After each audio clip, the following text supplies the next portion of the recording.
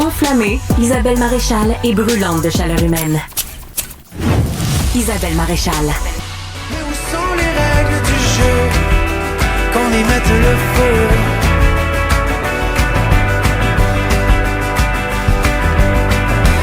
Si on sortait de notre tanière. Ah, Louis-Jean, beau. on l'aime. C'est un digne représentant de la Côte-Nord. Et là, je dois vous avouer, je suis encerclée. T'es envahie. Je suis envahie par les filles de la Côte-Nord. On en profite pour saluer des gens des régions qui nous écoutent. Tu sais, quelqu'un de Montréal qui dit ça, bienvenue aux régions, là, c'est comme très mal vu. Je m'excuse de l'avoir dit de même. Mais Non, mais il y a des choses derrière les ponts, vous imaginez? Il y a bien des Quand on gens. traverse au-delà les du ponts, pont, tu veux dire, oui. chose. Au-delà de Brossard. Exact. Oui. Puis après, Charlemagne, il y a d'autres choses. Oui, toi, t'es Bécomo. Bécomo. Isabelle Perron est avec nous, bien sûr, vous la connaissez. Toi, t'es Bécomo. Bécomo. Bécomo que Bécomo. Bécomo.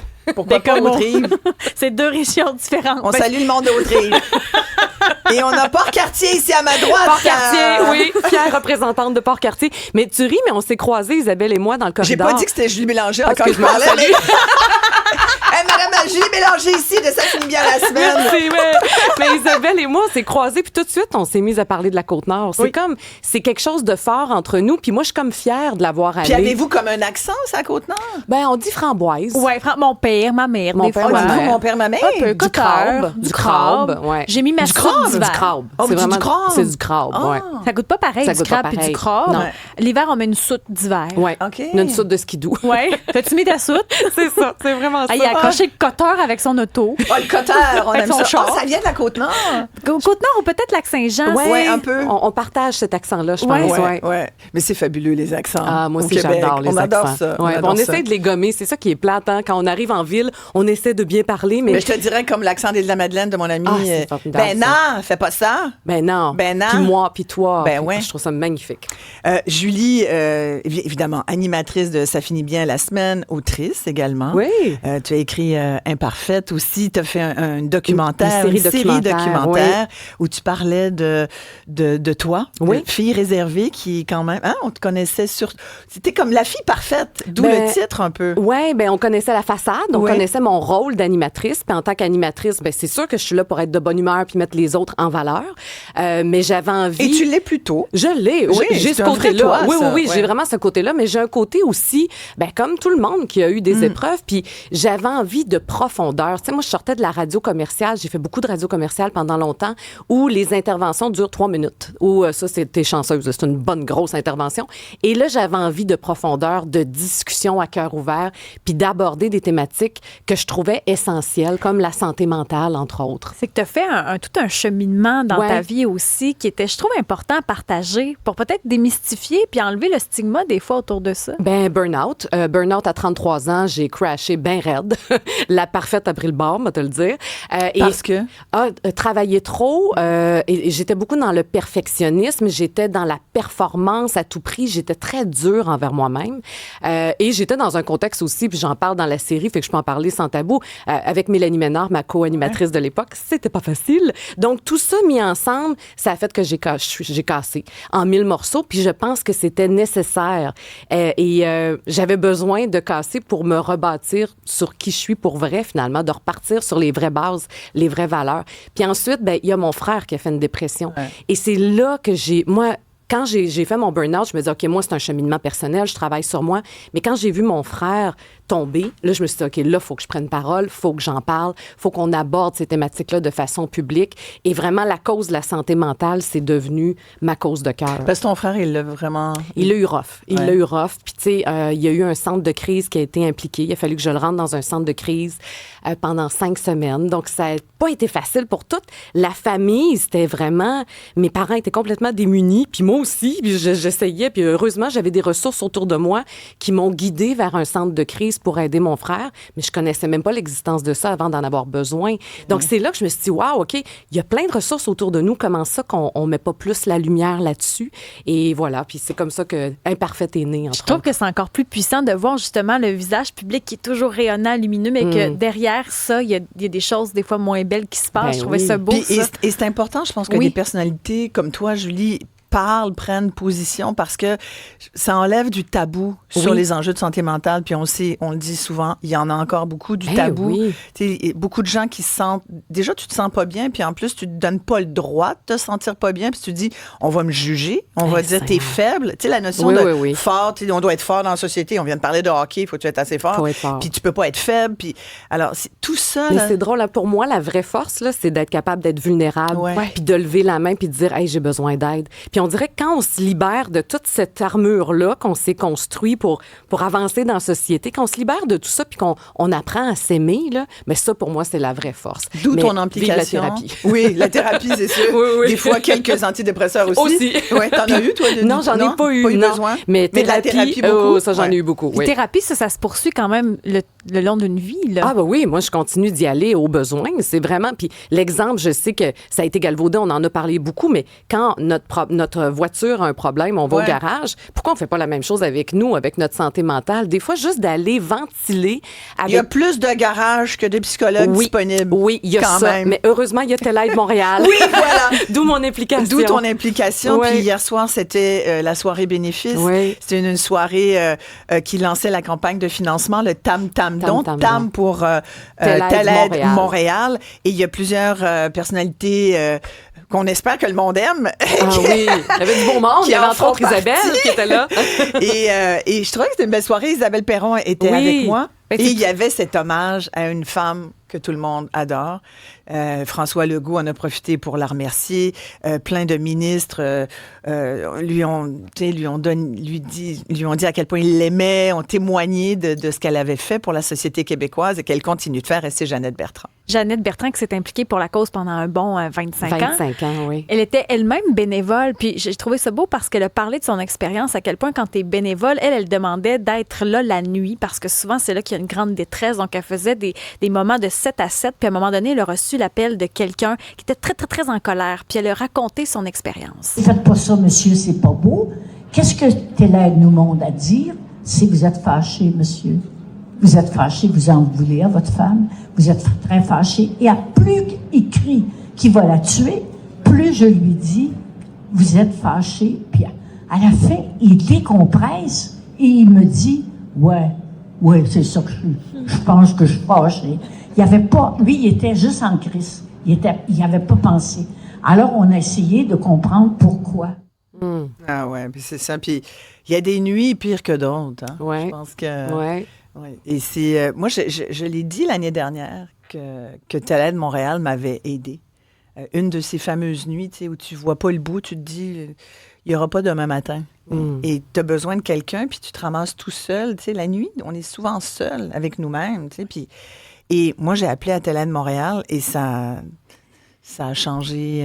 Ça m'a fait du bien, en tout cas. Ça a dénoué. Ça a dénoué, oui. Ça t'aide à décompenser. Exactement. Tu sais, parce que quand tu es dans un état de fragilité comme ça, là, tu vois plus clair. Et c'est ce que beaucoup de gens, d'ailleurs, qui ont fait des tentatives de suicide ou qui sont extrêmement déprimés le disent.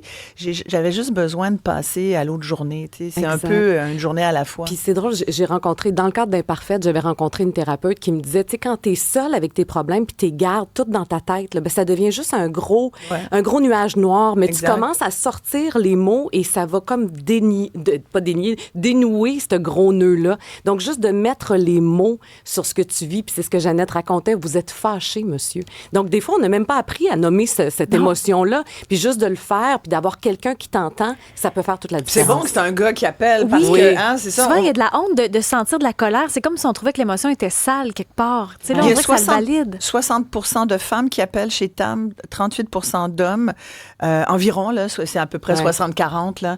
Donc, c'est encore quelque chose qu'il faut que les hommes apprennent à demander de l'aide. 20 000 appels par année, quand même.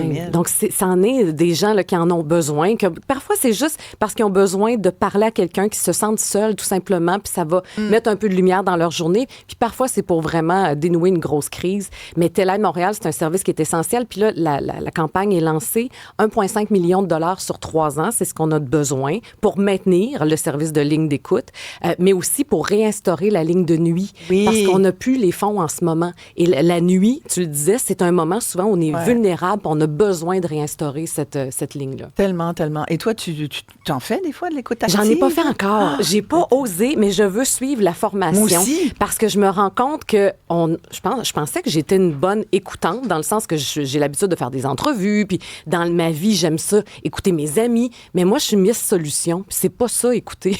Tu vois, moi, tu m'amènes ton problème, moi, de trouver une solution, mais c'est pas ça.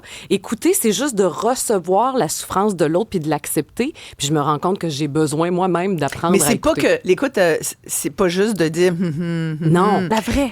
Ouais, c'est ça. C'est comme Jeannette le disait très bien hier. C'est quand même d'avoir une conversation. Alors tu Oui. dis quoi? Parce que c'est souvent ce que les gens disent. Ouais, mais on dit quoi à quelqu'un qui file pas? Mais c'est qu'on apprend à nous dire parler.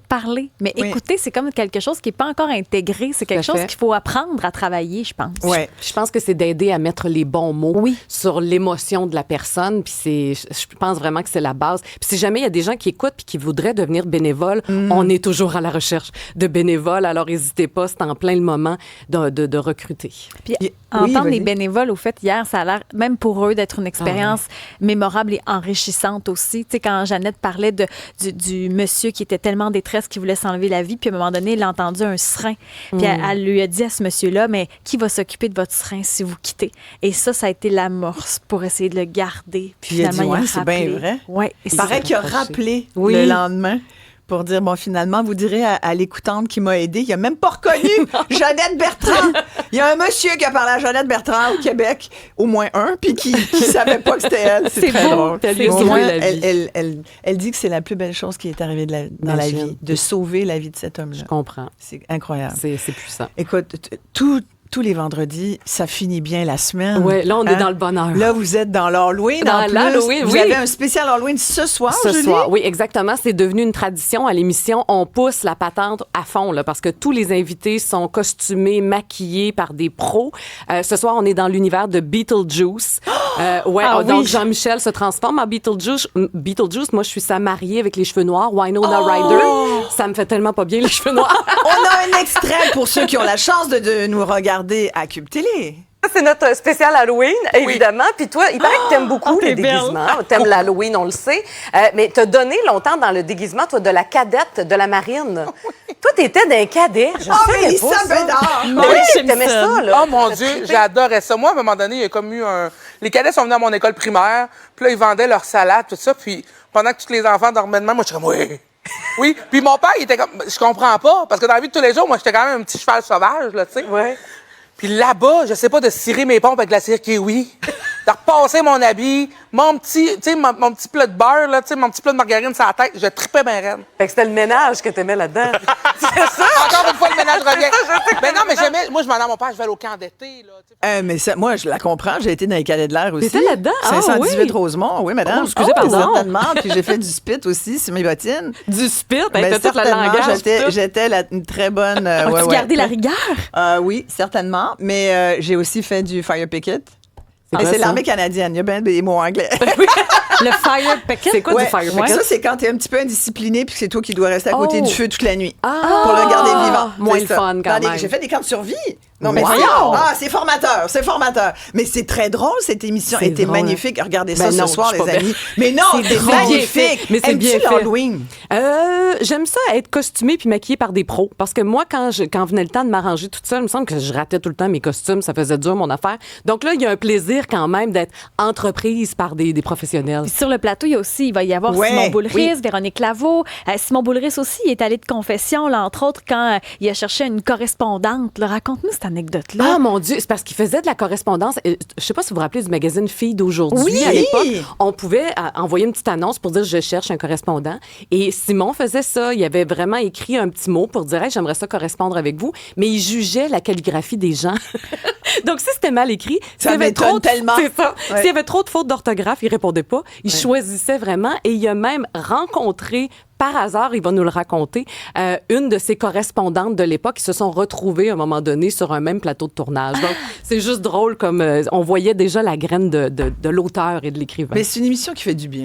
Ben, c'est le but. Le but, c'est vraiment, c'est vendredi soir. On le sait que tout le monde a eu une semaine difficile. L'actualité est toujours difficile. Donc, pourquoi pas juste prendre une heure pour partir ça du bon pied. Mais ça fait longtemps, là, maintenant. Hey, c'est ma 15, 12e. 12e C'est la année. 15e année de Ça finit bien la semaine. Moi, ça fait 12 ans que je suis là. Je me considère vraiment privilégiée parce qu'on connaît ce métier-là. On sait qu'habituellement, tu sais, au bout de 2-3 ans, on a fait le tour du cycle. Donc, moi, c'est un cadeau, ce show-là. Puis d'avoir changé de co-animateur aussi avec Jean-Michel Anctil, il y a une énergie qui est nouvelle aussi, qui est Différente. intéressante. Oui, puis Jean-Michel, c'est des retrouvailles aussi. On avait travaillé ensemble à la radio il y a 20 ans. Et là, on s'est retrouvés sur ce plateau-là. Puis on a comme une dynamique de grand frère, petite sœur. Donc, on a bien du fun ensemble.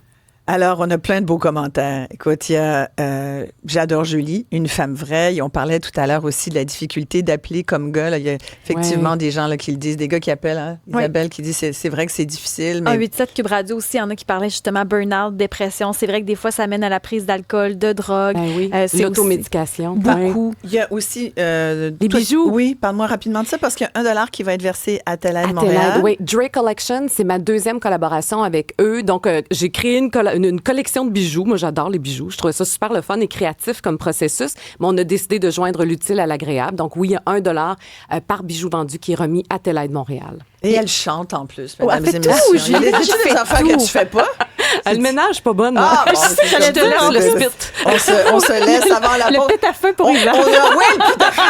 On a le service à l'auto tout à l'heure. T'es-tu une fille de chante, toi, Oui, Julie? pas pire, ouais. Bon, Pas ben, ça. écoute, on a Antoine Joubert. Là, c'est vendredi, donc c'est le service à l'auto du vendredi.